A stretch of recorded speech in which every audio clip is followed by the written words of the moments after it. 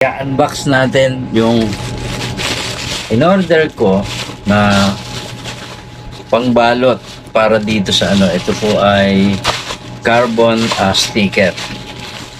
Kaya lang ang binili ko ay yung makislap. Sana makislap nga. Ayan. Ito yung makislap na carbon sticker. Yan. Yan yung ibabalot natin sa barrel. Titingnan ko lang kung gaano kalaki ang magagamit natin dito. Ayan. Mas makislap kasi mas maganda.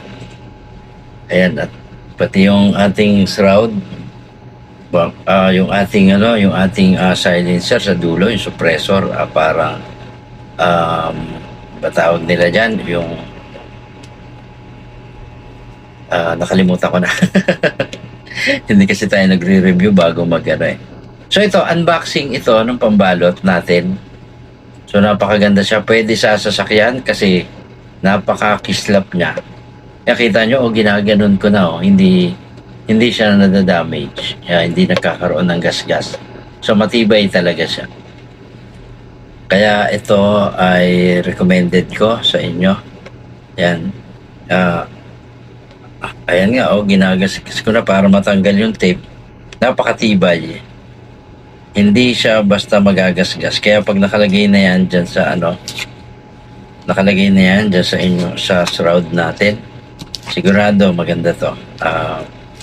At matibay. Hindi basta nadadamage. Ayun, kita nyo na inaano ko na ng kuko. Ayan, ginaganyan ko na. Hindi siya nadadamage. Hindi nagagasgas yung film. Yung plastic ng yung plastic ng ating carbon sticker.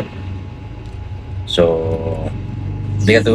sa bagay, lahat naman ng niya, matibay. Kaya lang ito, makislap siya, hindi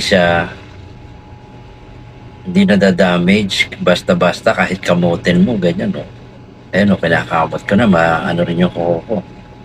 Although bagong gupit tayo ng kuko, ay nagtitira tayo kasi ang hirap kumuha ng o-ring kapag nagre-repair tayo ng laruan. Ang hirap kuhanin pag wala kang kuko, nako, grabe. Kapag di mo agatin yung o-ring, di mo makuha sa groove.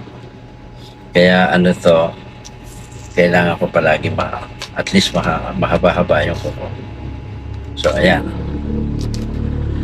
Hindi ko pa rin mabuka kasi mayroon pa rin nakalagay na napakadami nakalagay na Anyway, i-adjust natin, natin to sa forward natin para hindi kayo mainip. Aalisin natin itong masyadong matagal na pagkuka ng kita nyo, tibay. Di ba? So, ayan, hindi pa rin.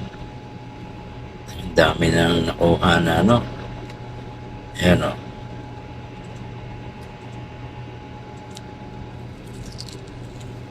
Ang dami na nakuhang tape, pero still, pa rin.